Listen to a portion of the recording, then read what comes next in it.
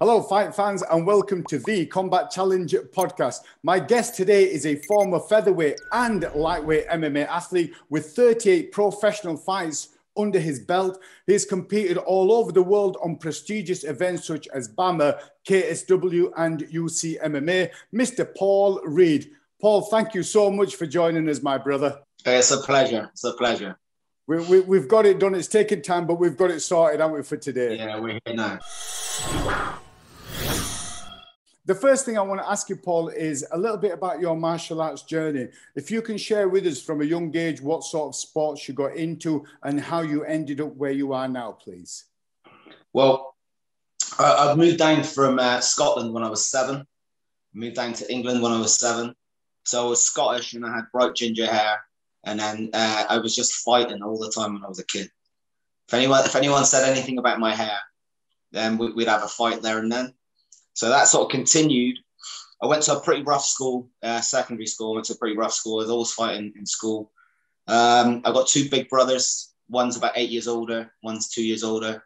So I've always been grappling and fighting, and I always enjoyed it. So then I was getting into a bit of trouble when I was at school, and I got into some trouble with the police over a fight. And then my solicitor at the time told me to start boxing. So I went down to the boxing club. As soon as I went boxing, I stopped getting into any fights. It was that simple. As soon as I started boxing, I didn't get into any more problems. I was boxing in the gym for maybe two years. And then I moved back up to Scotland. I went up there and studied up there. And I was doing judo in Edinburgh for a little bit. And I was boxing up in Edinburgh, a place called Leith Victoria. And when I was training boxing in Bristol, I was training in this gym called Empire. And they had like people like Glenn Catley and Adrian Stone. These are the guys that become world champions. So it was like a quality gym. So I was in a good boxing gym up in Edinburgh. I was at a good boxing gym. When I came back down to Bristol, I stopped boxing. I just lifted weights and was going to university, getting drunk a lot and smoking. I used to smoke loads of cigarettes and stuff. I used to be a bit of a like to go out and party and stuff. And then when I finished my degree, I started judo. I thought I'll do something different. Started judo. I got really serious about judo for about 2 or 3 years. And then I stopped that. And then I met a woman, had a child, or she had the child for me, you know. And then when my daughter was born, which was 18 years ago, I stopped smoking. And then I started really getting into MMA. I thought I want to do some judo and boxing again. But there was this new sport, MMA, and I've seen some of it on TV. And I thought, well, I'm going to give this a go because I wouldn't have to go to 2 different gyms. I'll go to just the one gym. As soon as I started going, I didn't really just go to even train. I went because I wanted to fight. So I always knew like I wanted to have a fight. So I started training in a place called Kevin O'Hagan's. My judo and boxing is probably getting me by to do really well in the classes against all the people. Maybe there's a couple of people that were really good. But then started training with a guy, started doing a bit of training with a guy called Pedro Bessa. I was training as well for a little bit with a guy called Italo. He's a Brazilian Jiu-Jitsu guy. And then I've done a couple of amateur competitions with no headshots. And like I'd just done it for like a year. And one of my friends decided then to, like the guy I was training with, jumped into the cage and had a proper fight. So then as soon as he did that, like I had to do the same. So I had my first pro fight when I was 35 when I had my first pro fight. So really late, you know, but the way I've seen it is this sport, like it was invented for me, really. I'd always wanted to do something like that. The sport came about and, you know, it was like, because really some of the young guys now, they've got so easy with gyms, you know what I mean? They've got so much facilities. When I was doing it, when I was younger, when I was like 30, this is like 20 years ago, there was hardly any gyms. And the gym, you'd have to put all the mats down. And then I'd have to go boxing in one place. I'd go boxing one place, go wrestling one place, go jiu-jitsu one place. And I was just running all over the place. But I just fell in love with the sport and wanted to fight really badly. So it's a few different places I was training at. And then I had my first pro fight, but I just made up my own team. It was me and my friend Greg Knapp. And we called ourselves G&P MMA. And everyone thought it was for ground and pound, but it was just Greg and Paul. And it's crazy. We started and we ended up, like when we got real good, I was ranked number like 3 in Europe. and he was ranked number 2 in Europe. He was a bantamweight and I was a featherweight. So we done really well just with our own training. But then I hooked up with a guy called Leigh Remedios. You probably know Lee. I started doing some training with him, and he really taught me a lot about weight cutting and fighting as a professional. Just like lots of basic stuff that you don't really even understand, how to rehydrate after you've cut weight. You know, the process of a fight camp. So I was training with Lee for a little bit, but I went pro in December, and I think it was 2006. And by the next October, I was 7-0. So I just racked them off. And I was just fighting, 7 times in 10 months in the first year. And the last one was a guy called Isidro.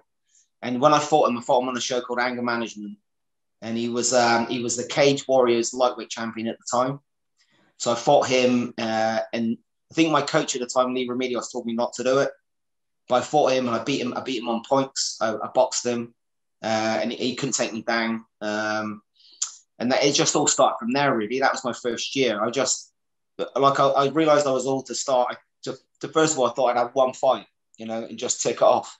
But as soon as I had that one fight, I won in 4 minutes and 59 seconds of the first round. A guy against a guy called Jim Berman, a real good judo guy, and he had some Thai boxing. It was a really, really tough fight for me. It was exhausting, but I finished him.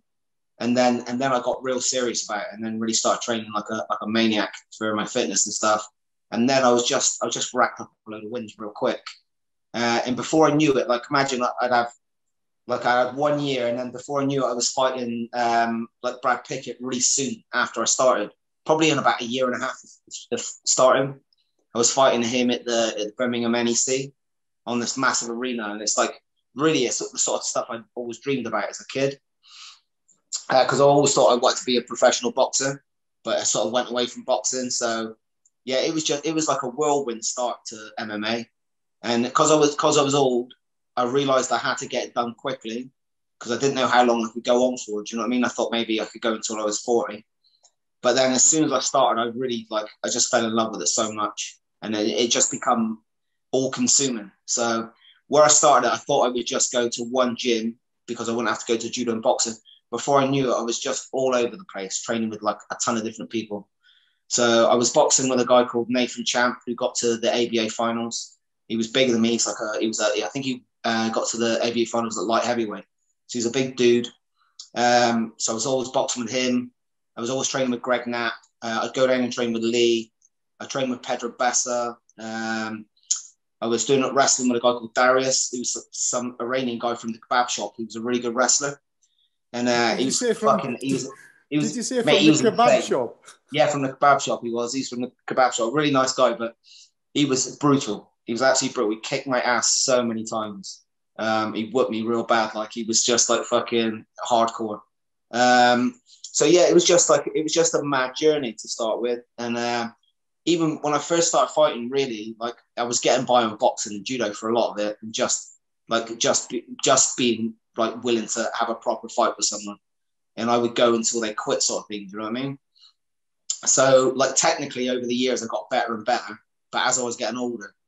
But to start with, it was crazy in those days. Going back sort of 14, 15 years ago, it was just it was just a really strange thing to start doing and to fall in love with, and it was all new. Now everyone knows it. It's completely different now. Everyone sort of watches the UFC, and it sort of desensitizes people to watching MMA. So they watch it on the TV and they think, "Oh, this is nice." But when you're actually there and you hear the shins rattle off someone's skull, and you smell the blood and you hear the crowd and that, it's different. It's a rough old sport. Do you know what I mean? And when you're in there, it's pretty crazy, man. But it's massively addictive. It's like a class A drug, and the feeling you get from winning is uncomparable. Well, that's why, even though, you competed at 35 and you thought, oh, I might have another 5 years in me, nearly a decade later, brother, you're still training hard, aren't you? Mate, I had my last fight when I was 48, and I weighed in on my birthday, on my birthday, my 48th birthday, on the 17th of October, and fought on the next day. And I thought, what a way to celebrate your birthday, man. It's fucking wicked. I fought a couple of times on my birthday.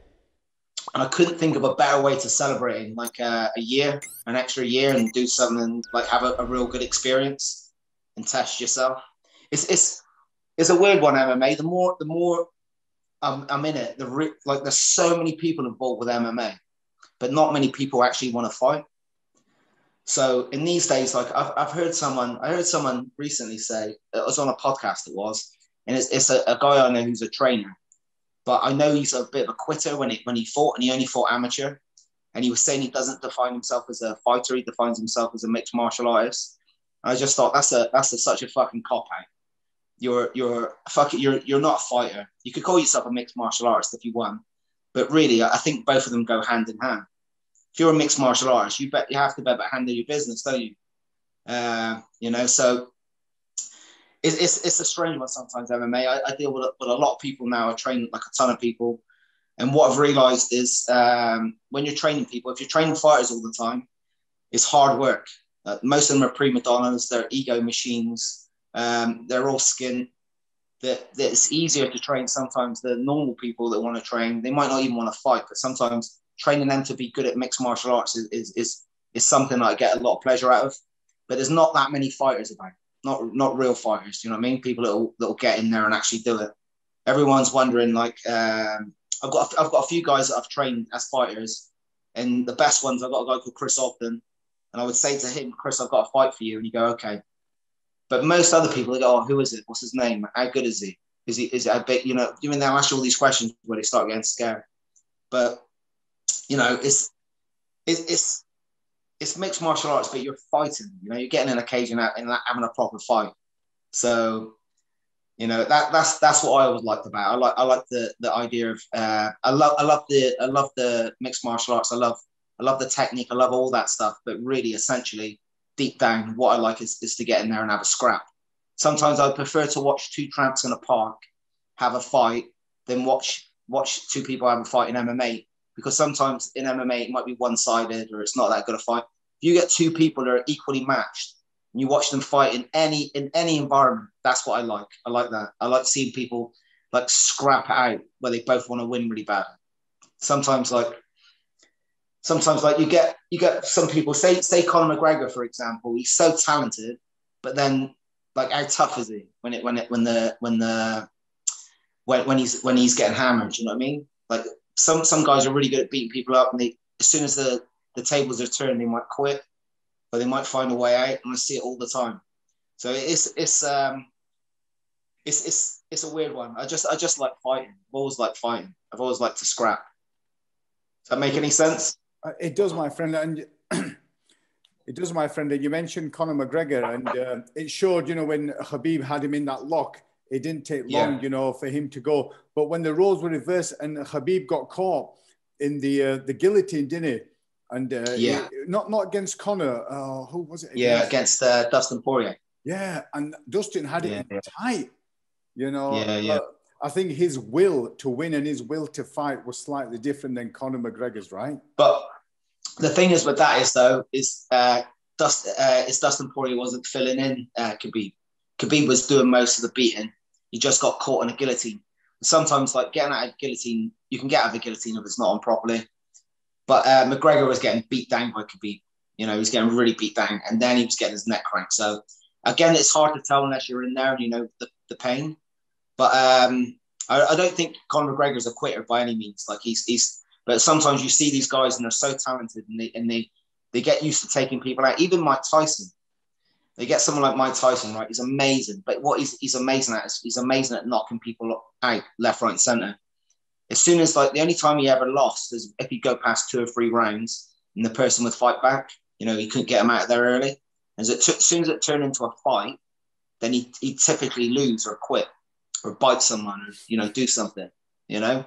So it's a difference between, like, being an absolute killer that can take people out and being someone that can endure pain and go through adversity to try and win.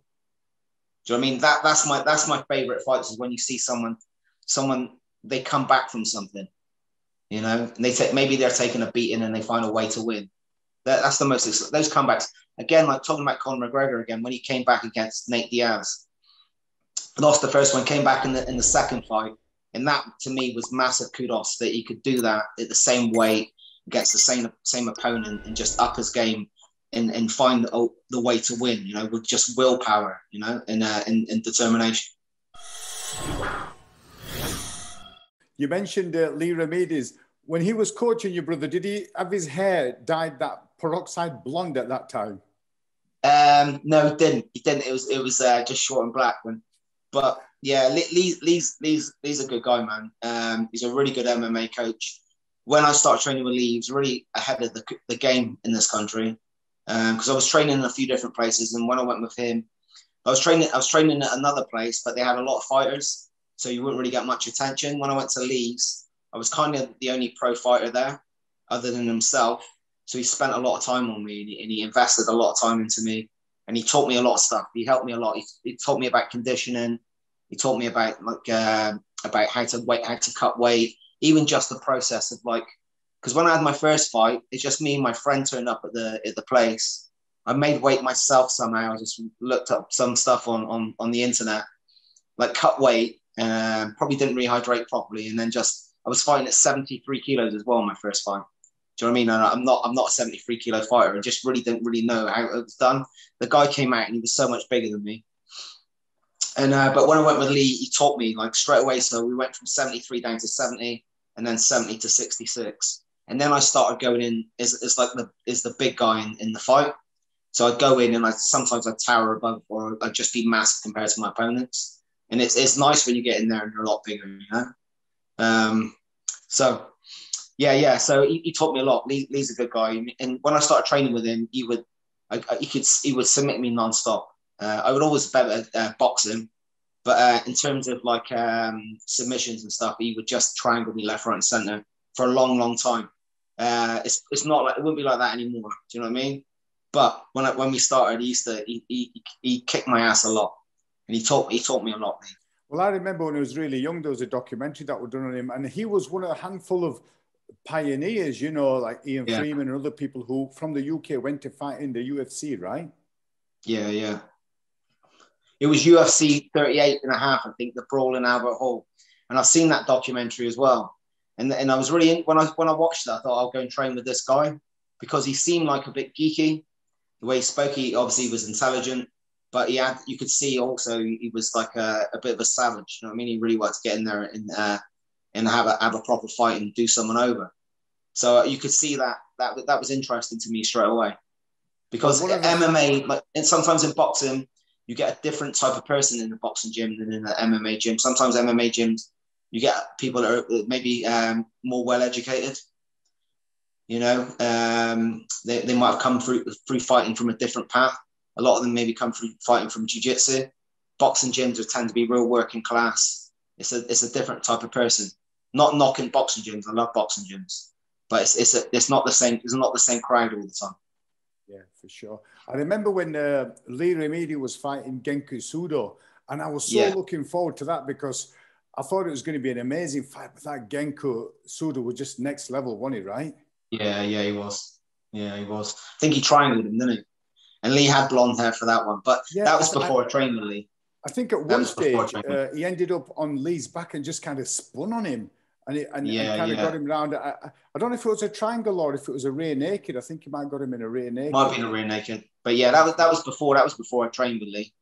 But I cornered Leigh a few times as well as Leigh fought. So when I say Leigh's actually younger than me, but when we started, he was a veteran and I was brand new. So he cornered me a few times in different fights, and I would corner him when he started coming back. Cornered him probably 5 or 6 times, I think. It was always interesting cornering your coach. But yeah, it's like he's a proper fighter. You know, Leigh's a proper fighter.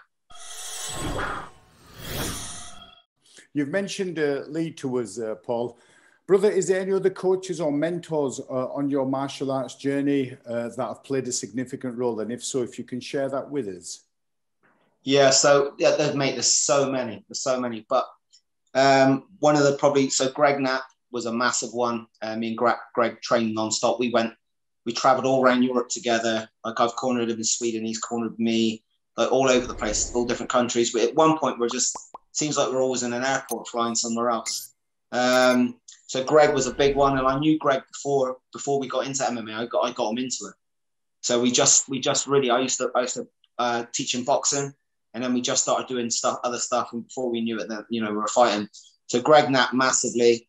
When I got to the 7-0, a guy called Wesley Murch. So Wes had been out. He got onto the Ultimate Fighter. He's one of the first British fighters to get out there. So he went out to America. And when he came back, he had been training at Trojan up in Cheltenham, but it was too far from him. He wanted to open his own gym. So he approached me and said, "Look, do you want to be partners in the gym? Partners in terms of coaching, not financially, and coach a team together. And obviously we'll both fight and coach each other and train together all the time." So we said yeah, and so we had a few different places, but where we settled eventually was a place in Brislington in Bristol. It's Olympians MMA, and we produced a load of fighters. We had quite a few pro fighters. We'd have a load of guys come down to spar us and stuff. It was a really good gym. It's a proper fighters gym as well. So we'd have classes where were probably, the fact we're all fighters would probably really hurt the business, because if I was teaching and people came, I would have people training like savages, you know what I mean? And doing really hard cardio and stuff. And I think I probably scared a lot of people off. But I was fighting all the time. So when I went to train, it wasn't like a normal session. I was always training as if I was going to fight, And so that was Olympians MMA. So that was Wes Murch. There's so many others. I trained a lot with Nad Narimani. So Nad's it's Sweatbox as well. So Nad was in the UFC. He's had 6 fights in the UFC. He was Cagewarriors champion. Me and Nad have probably done, thousands of MMA rounds in together. We've sparred nonstop. We used to spar like mental cases. It's like we're fighting to the death.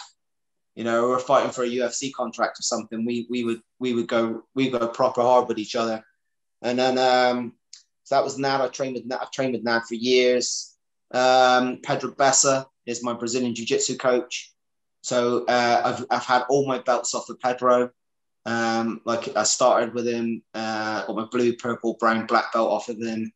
Although I don't do very much gi, I don't do a lot of gi. I've probably done more gi competitions. I've probably got more gold medals in a gi than I have been to classes in a gi. And that's serious. That's serious. But I've done judo because I've done judo, I got sick of the gi. So when it was a chance to do no gi, it was like a breath of fresh air. And I never really like putting the gi on to roll. But loads of no gi. So I trained with Pedro for a long time. Now I'm the head MMA coach at Sweatbox. So Sweatbox, Nad's there. Pedro's got it like a big room there. It's a big old gym, Sweatbox. So we got it's a proper ABA boxing school. We've got Pedro. We've probably got about 15 black belts on the mat. I take the MMA classes, a couple of other MMA coaches as well. I've got some fighters. I've got quite a few amateur fighters. I've got some pro ones. I train a lot now with Bernie Gom. So Bernie's 5-1. He was probably going to be fighting on Cagewarriors, and then COVID happened. He went 5-1 last February, and then COVID happened, and it sort of put the brakes on everything. So Bernie's real good. Nathan Champ, I boxed a lot with Nathan Champ. Darius the wrestler. Josh, my wrestling coach as well.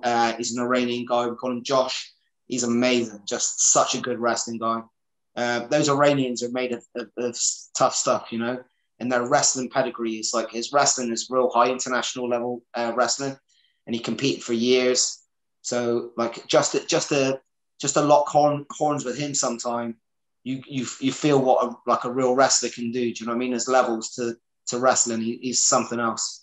Saeed Ishmaeli, I've wrestled with Saeed a lot. Just Kane Stewart, I've been doing recently, maybe over the last 2-3 years. I've done a little bit of training with Kane. He's a pro boxer. He's 7-0. He'll hold pads for me, teach me some new things. Just to make. There's so many people I could probably go through, and I'll probably forget loads as well. You briefly mentioned COVID, and within this testing time with this pandemic and lockdown, how are you still able to keep fighting fit, and what sort of routine do you have on a daily basis that you could share with us? Well, I hurt my back in December when someone crashed into me, so I'm not doing too much at the moment. But mate, I'm always fit. I'm always training. I'm always doing something. So I'm out running. I'm like, if I've got access to anywhere I can train, I'll go and train somewhere. Like I'll hit the bag, I'll hit pads, I'll do 10 minutes of bastards in my room. Like I'm always doing something to make sure I'm healthy and I'm fit. So yeah, but I mean, I'm not putting myself under too much pressure just now until the gym's open again. But I know how to get fit. Do you know what I mean? I know I've got a good level of baseline fitness. As soon as the gyms are open again, I'm just going to get stuck right in and just get proper fit again. So I like to be in shape, man. Good. Well, you are, brother. What you're 48? Did you say? 40. I'm 49 now. I'm going to be 50 in October. You're still giving him the pain, aren't you, brother? Mate, if I can, yeah. If I can.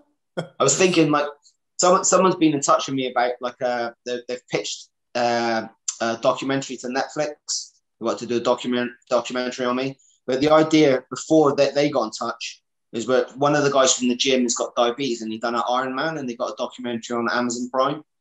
So we're gonna ask them if they want a documentary on me fighting at 50 and put that on Amazon, because mate, I would fight again 100% if I was going to get something out of it, like good exposure, anything good for the business, you know, because like even when I was 48 when I last fought, I just I know how to fight and I'm always in shape.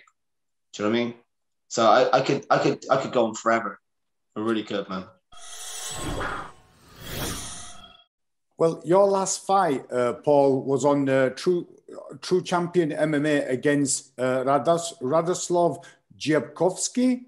Have I said that right? Radoslav Dziabkowski. Mate, I can't say his name. I just call him Rad.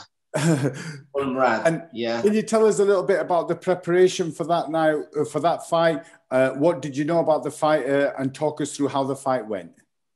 Okay, well, I'll rewind back, right? So in May in 2019, I'd retired from MMA, and then I came back and I just thought, because I was training people all the time, I thought I'd have another fight just to show them how it's done. So I won my last fight before I retired against a guy called Phil Rayburn, right? So I came back and I fought someone who wasn't that good, and I was supposed to fight someone that was better, but then he pulled out. He was like 8 kilos overweight on the day, so they had to bring in some journeyman for me. So I beat him. I beat these two guys, and then I fought this guy called Ben Reese, and he was like, he's got like a much better caliber, and his record wasn't amazing, but I knew he was going to be good. But I was trying to get back down to 68 kilos, and mate, I hadn't been 68 kilos in a long time, and I really dieted so hard, dieting like a crazy motherfucker. And then I'd done a big walk cut. I fought him. He got me in an armbar, and I tried to pass the armbar, and a pass I do quite a lot. But he held on real nice tight to my wrist and kept my palm up. My elbow popped out. So the ulna and the radius, I'll send you the x-ray after, have a look at it. It's disgusting. The ulna and the radius popped out there. This was in May 2019. So now I can't straighten the arm fully, right? So, but it still works. So I dislocated it. And then, so it happened at 3 minutes, 20 seconds of the first round. So I'm trying to fight him. My arm's flopping all over the place, right? And I've got him on the floor, and I'm trying to hit him, and I'm trying to key lock him, but my arm's not working. And then where I couldn't do anything, I try to throw up a triangle, and then I'm in turtle, and I'm trying to push off on my hand, and I can literally feel the bone like pushing into the skin, like pushing through the skin, not through it, but like against it. So the referee stops the fight at the end of the first round. I get up and go back to the corner. He sees my arm, and he pulls the fight. So I desperately wanted a rematch with him, and as quick as possible as well. I thought, even though the arm was bad, I thought I'm going to heal up really quick. And what could be better than losing than coming back and winning? Do you know what I mean? So I asked Ben for the rematch. He wouldn't give me the rematch. So I was hoping to fight him in September in the rematch, but he was like, "Oh no, I can't make that date." So I was real pissed off. But then there's a show that I co-promote in Bristol called True Champion. So I'm one of the co-promoters. So I was matchmaking the show. And when I couldn't get Ben on Raged, one of the guys said, "Why don't you have your last fight on True Champion against someone else?" And I was like, "Right, okay, well, if I do it, then I'm not doing any more matchmaking. I'm just going to focus on the fight." And they were cool with that. So I thought, well, it's my show. I'm going to help the show a lot. So it was main event. So we got Rad in. So Rad he had a 50-50 record. He was like 6-6, but he just lost a real close fight for the UC MMA lightweight title. And we watched him in his quality. If you watch his highlight reel, he can wrestle really well. He's got skills. He was a purple belt in jiu-jitsu. He'd never been submitted in any of his MMA fights. The ones that he'd lost were against good people. There was one Danish guy who's in the UFC now, and he was much bigger than him, you know. So he was a quality guy. So I fought him. I thought it was gonna be a real hard fight. So I prepared myself really well. So that happened in May. I reckon I was probably hitting pads again by July, which is insane, really. But I'm taping my arm up every day and trying to make it as secure as possible. But I'm hitting pads, I'm rolling. Probably so maybe July, August, September time. I'm just pushing the cardio like crazy. And the fight, we went up weight as well. We went up to 72.5 kilos. So he fought at lightweight and welterweight, this guy. So he's a big dude.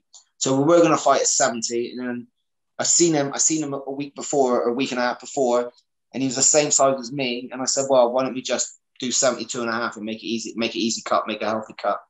And we agreed on that. So yeah, it's a lot of pressure, like in my hometown, but it was like, it was amazing because everyone from my team was there. You know, everyone I coached was there. So sometimes through my MMA career, I've been traveling around because you get more money if you go overseas and you fight the local guy. So all my career, really, I've been traveling around. I haven't had many fights in Bristol, but this is a fight in Bristol. All of a sudden I'm teaching at Sweatbox, which has got like a ton of students. Everybody's there to watch me. I've got like Wesley Murch is there, like the guy I was saying I trained with for a long time. Pedro's there. He's cornering me. Nadner Armani's cornering me. So I've got my whole team around me, and everyone I love is there. Do you know what I mean? All the people in training that I love are there. And do you know, one of those days when everything goes right, do you know what I mean? Everything just went perfect. So it came out, and I thought I was going to have a real hard striking match with him. So I threw a couple of calf kicks at him and landed them. Then he landed like a 3-punch combination. He hit me pretty good right on the top of the head. But then he threw a big knee at me, and I know he goes for a lot of turning kicks and stuff like that because I studied the videos. He turns to throw the kicks, and when he threw the knee, it was a little bit like that. He threw the rear knee, and as he threw it, I backed off. I just took a little back step. So he ended up like his knee went nowhere, and I just grabbed his knee and pulled it, took his back from there. I took him down, and as soon as it hit the floor, I had the choke on. Even before it hit the floor, because I took his back and I had a seatbelt grip, so I went around the neck straight away. So as we hit the floor, this is already on, and then I switched to this. Mate, he was asleep in 30 seconds. 30 seconds it took, and it might be my fastest ever win. And it was good because he was quality. He was like a decent guy, but I got he was asleep, and the referee probably took 5 seconds too long to get me off because he was out, you know. But because I back mounted him, so he was face to the floor, and I'm on his back. His hands were stuck under his body, and he's obviously unconscious, but he's not tapping. Do you know what I mean? So the referee doesn't know. So the referee managed to pull his arm out and then realised he was asleep and then stopped it. So I think it was like 34 seconds. But really, he was asleep. How was your arm? How was your elbow? This is the one I choked him out with. This one. This is the arm I choked him with. You know. So the arm's good, man. It just doesn't go fully straight, but I can still box with it. I can still grapple with it. It feels strong. Sometimes it aches a little bit after I train. It don't need to be straight if you're choking people out with it, brother, does it? No. My jab's lost the inch, maybe, but I've got a good jab, so I can still land it. Putting the cage to one side, can you talk us through what sort of competitions you've had on the mats and at what levels and how you've done on that when it comes to submission grappling, either with or without the gi? Yeah, so I usually do Naga, and I was doing like the over 40s for ages and do the expert, and just I'd win all of that. Every time I went, I'd come back with a nice belt. You win a belt at expert, and I do that with the gi as well. I've done a couple of invitationals. Probably the biggest one I did was 2019 February, was against Brad Pickett, and it was a weird one. It was because it was grappling, but you know, now you've got this Eddie Bravo rule set where when it hits the floor, you're allowed to slap each other. Yeah. It was like that, but instead of slapping each other, they put MMA gloves on us and we're allowed to punch each other on the floor. So it was like a weird one. It's like between jiu-jitsu and MMA. So stood up, we're allowed to wrestle and try and take each other down. As soon as we're on the floor, we're allowed to start punching each other. So we did that. We did that in February 2019, and it's a 10-minute match, and it was a draw.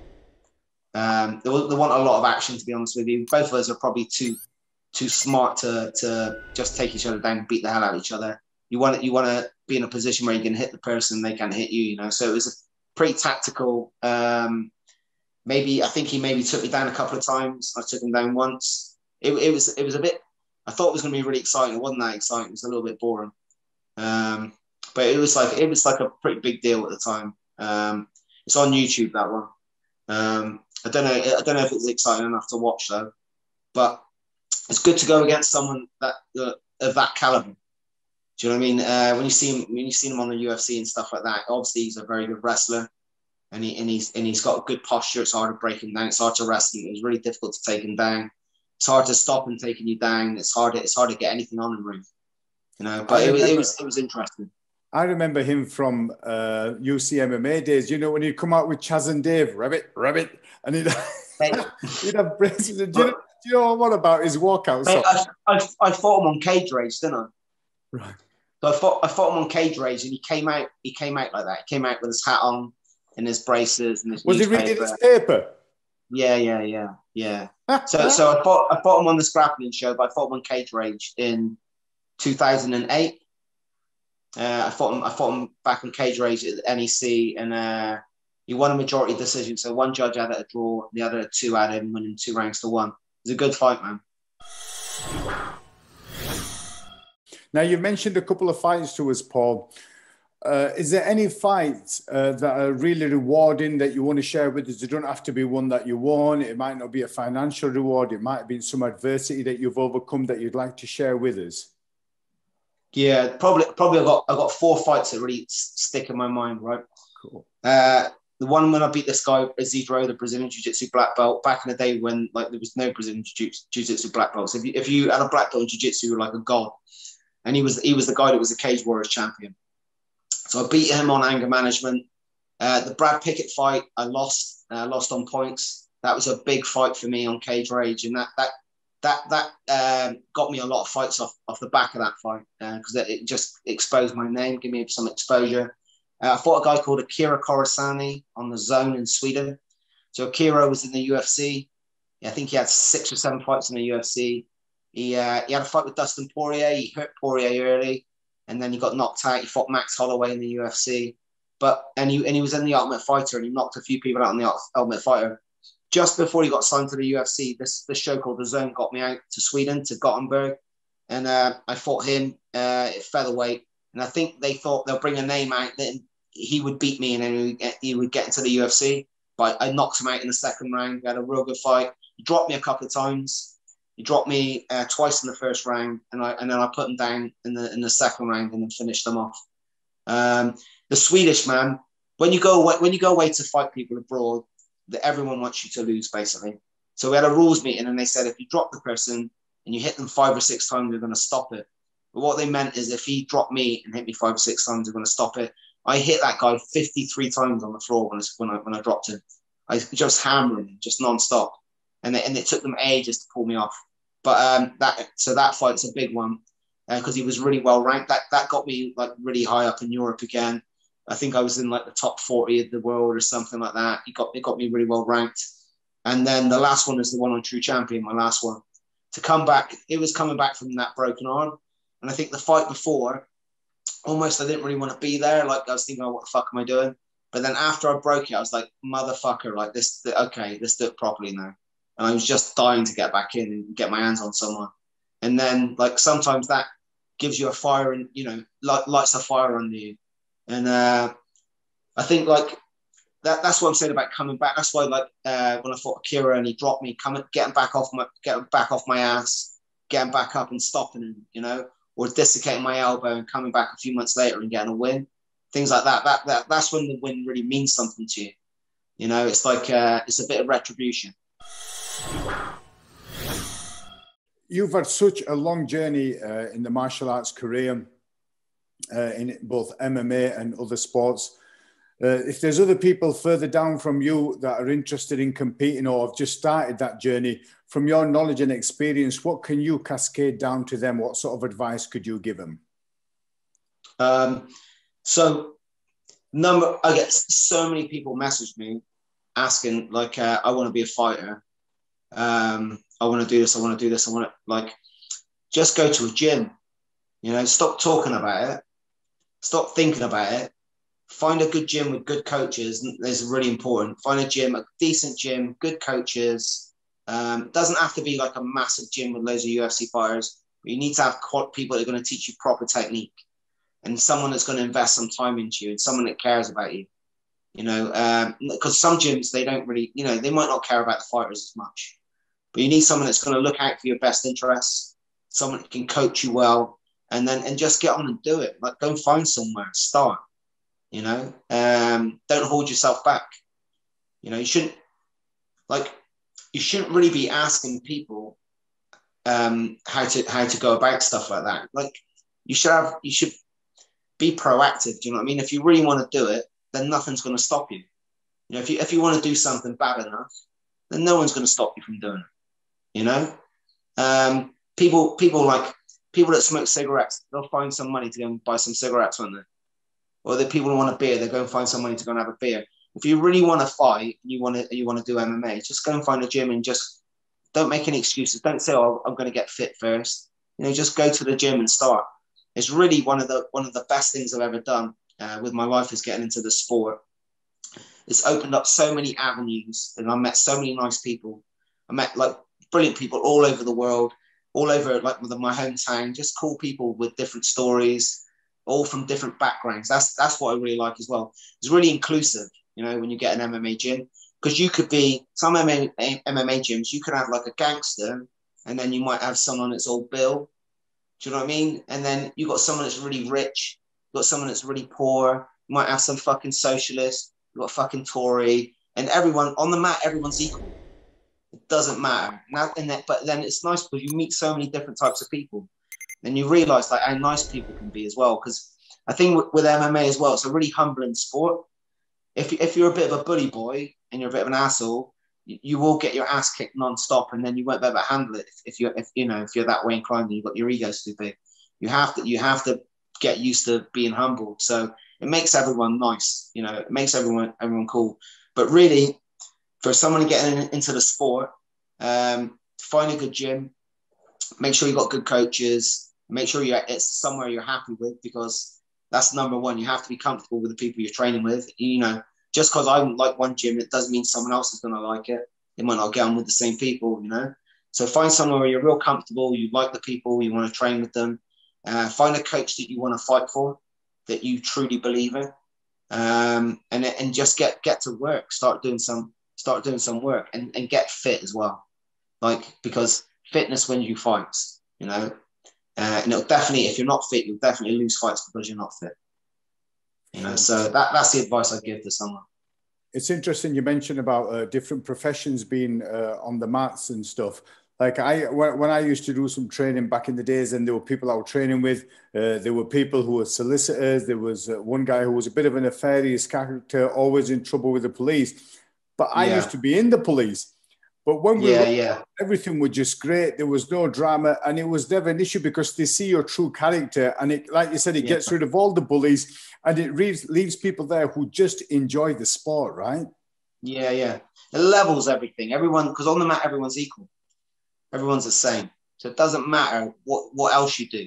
And you leave all that crap when you get into the gym. When you leave, you can go back to being who you are. But when you're on the mat, and then you forge really real good friendships with people you might not necessarily come into contact with in other aspects of your life. Do you know what I mean? So I've had lots of police in the gym, and we've had lots of criminals in the gym. You know, but everyone can get on. Paul, thank you so much for sharing all your knowledge and experience with us. And I look forward to having you on future podcasts, hopefully 12 weeks from now, my friend. Thank you. Speak to you soon.